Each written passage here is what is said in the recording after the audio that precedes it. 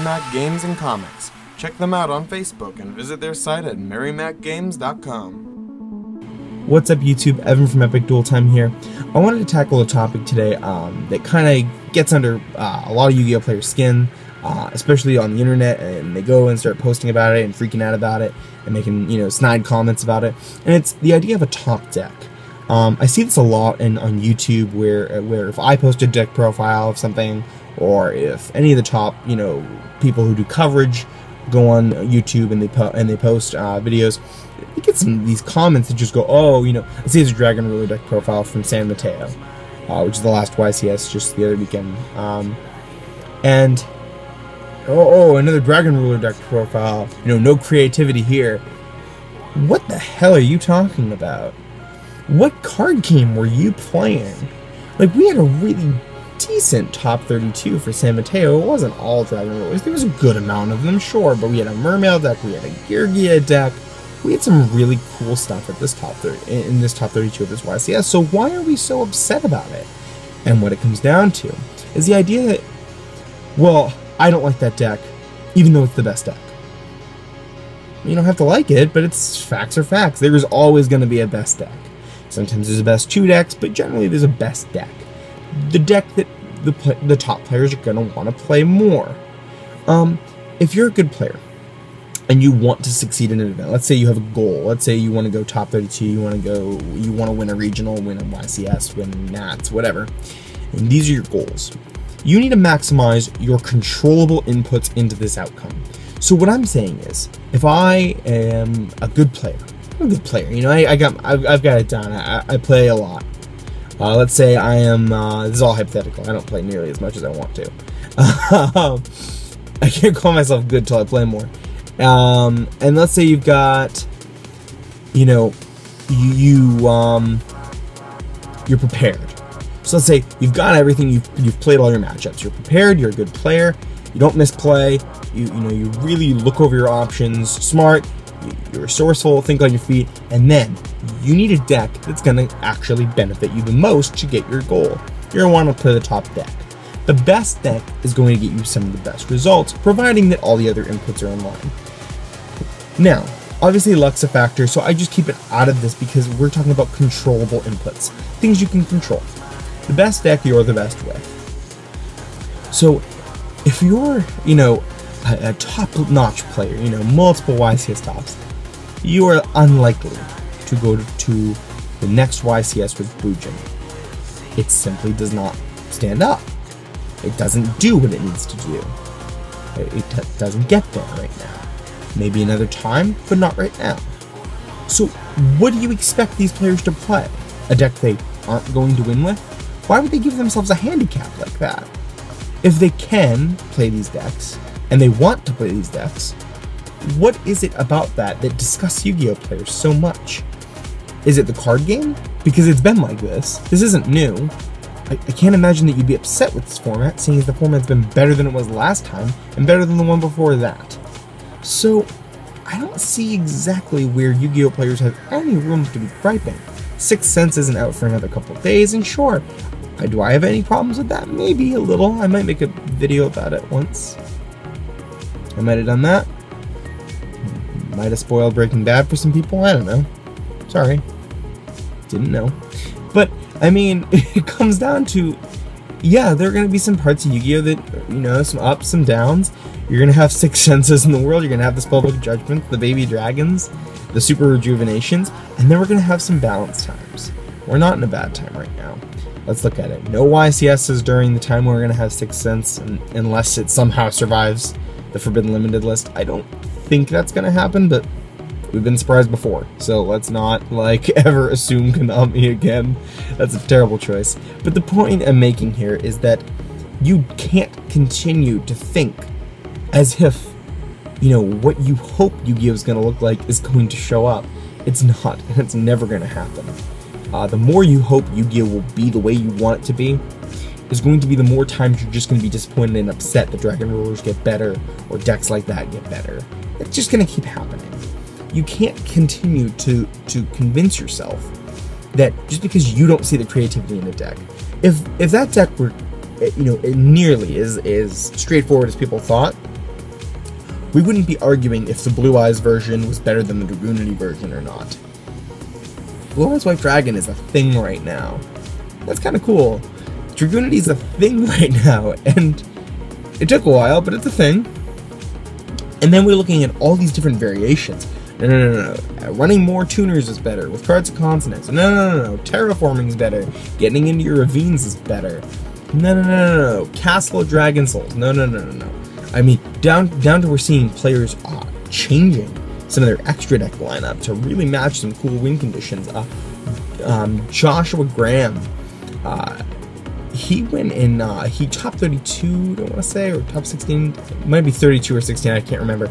I'm sure somebody will correct me on that. But San Mateo, and he was using Dragoonity Darkspear, it's a level 3 tuner. And what he was going into was Trident Dragon, which is an amazing synchro monster, and I didn't even think about that, and I was like, wow, that's really cool. And he was using it with his Castle of Dragon Souls to pop the card, get 2 attacks, and then sink in, bring back a blaster or something, and that's game. Like, that's really fast, but that's game.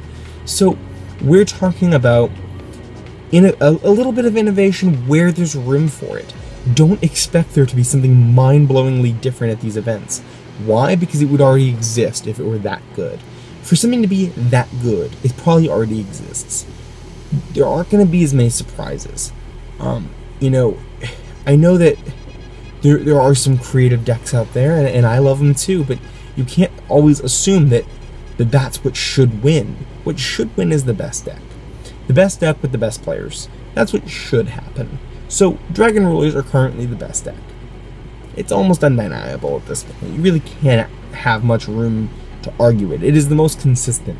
And so you're going to see more players go to it because they also want to play the most consistent deck. I personally did the same thing.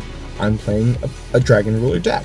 Why? Because I like it. I think it's cool. I think it's, I enjoy it. I like playing good decks and the deck that's the best. That's how I like to play.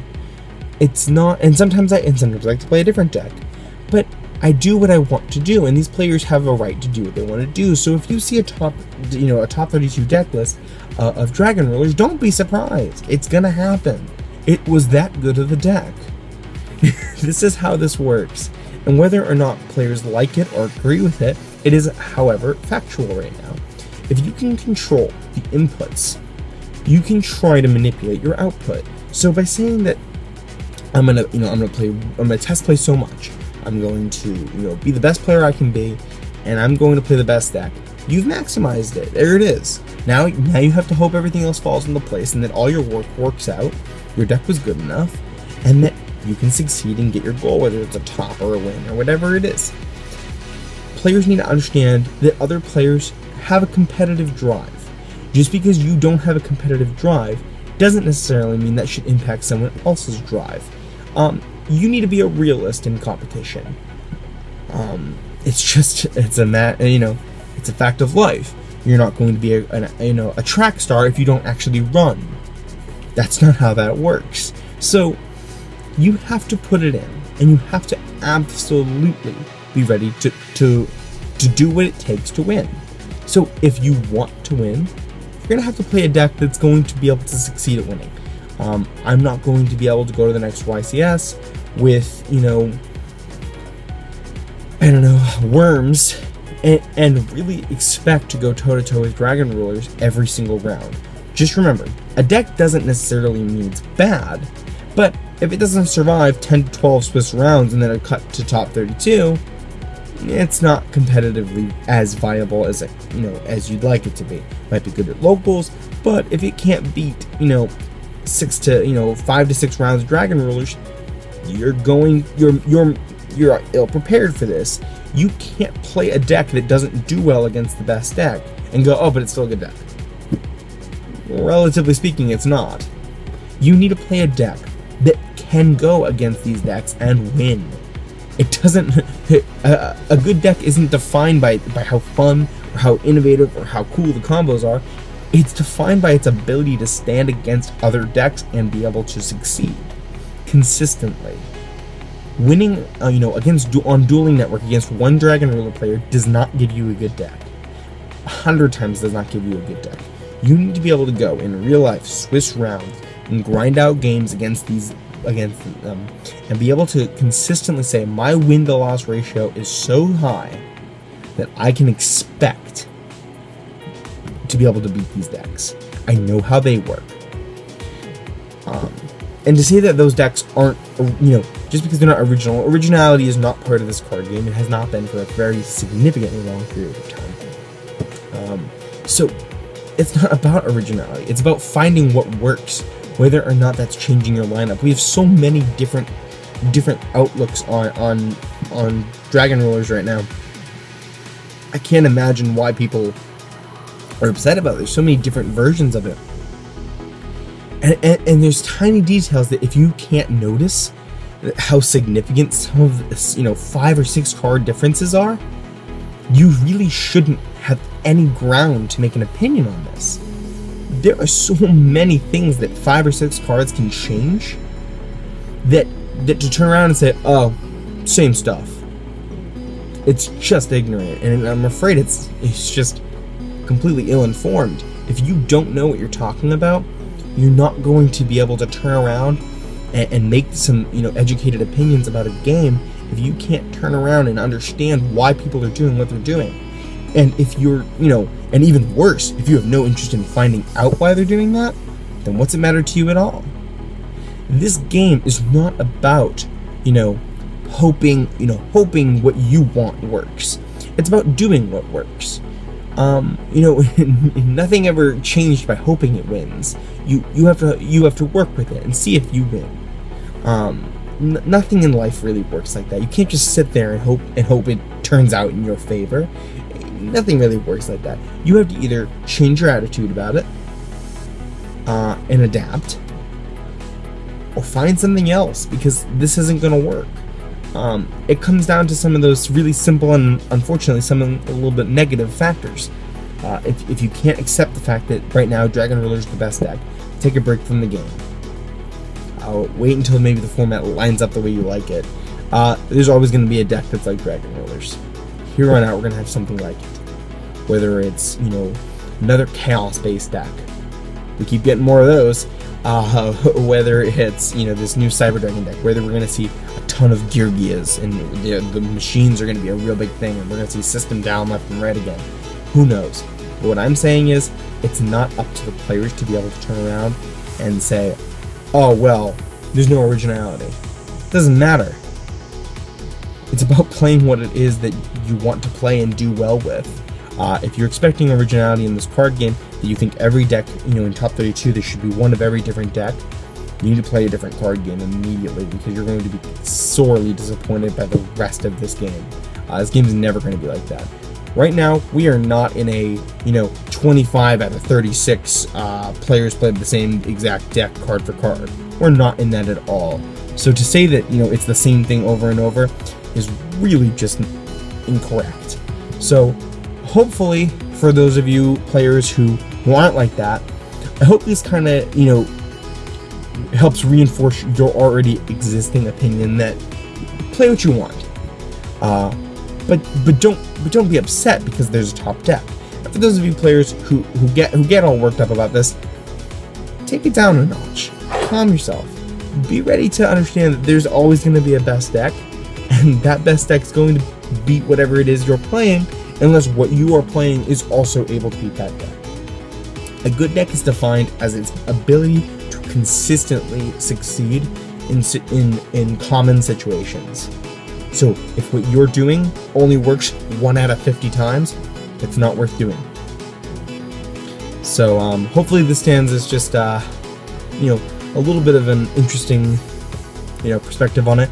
Let me know your perspectives on this stuff. What do you guys think? Does it kind of bug you when people go in the comments of videos and start bashing on decks and stuff? I mean, sure, I don't like Dark Worlds, but I don't every Dark World video I see, I don't sit there and go and gripe about it. I don't like the support cards that go with them. It's not even the Dark Worlds, just the cards that go with them. So I mean, that's my little thing. But some people, it frustrates them on other things too. But it doesn't mean that you need to go out there and gripe about it, because it's not going to do anything for you. So I hope maybe some of you guys feel like that too. Let me know. But as always, like, comment, subscribe, and keep dueling America.